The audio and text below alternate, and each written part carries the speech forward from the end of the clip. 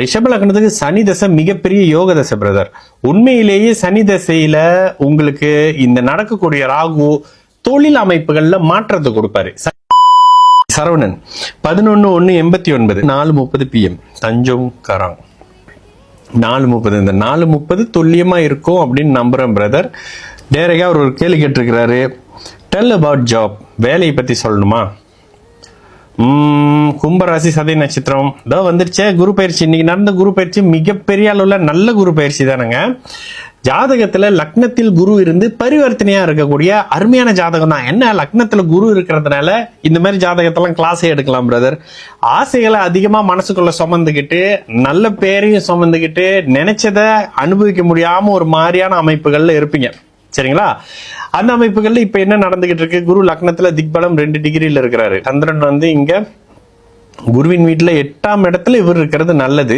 ஆனா சனி வந்து ஓகே, சனி தசையில சுக்கிரன் புக்தி முடிஞ்சாச்சு. சனி தசையில இப்போ உங்களுக்கு ராகு புக்தி, சனி தசை ராகு புக்தி, சனி தசை ராகு புக்தி. சனியும் சூரியனும் ஓரளவுக்கு நல்ல தள்ளியான விலகிய அமைப்புகள்ல இருக்கிறாங்க. ரிஷப லக்னத்துக்கு சனி தசை மிகப்பெரிய யோக தசை பிரதர்.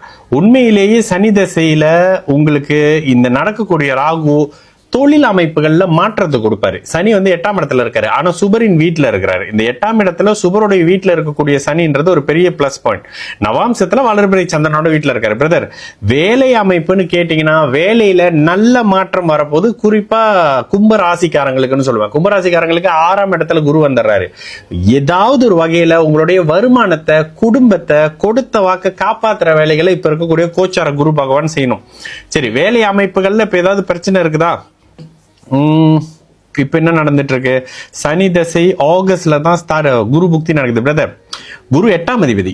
ஆகஸ்ட் வரைக்கும் நான் ப்ராமிஸ் பண்ண மாட்டேன். ஆனா சனி புக்தி, சனி தசை ராகு புக்தியில சனி அந்தரம் ஆகஸ்ட்க்கு பிறகு வருது. சனி 10ஆம் அதிபதி ஆகி 10ஆம் இடத்தை பாக்குறாரு. இந்த இடத்துல அவர் மறைந்து பாக்குறது மிகப்பெரிய நல்ல விஷயம் தான். அப்போ ஆகஸ்ட்ல புது வேலை நல்ல மாதிரி இருக்கும். வேலையை தைரியமா நீங்க ஃபேஸ் பண்ணலாம்.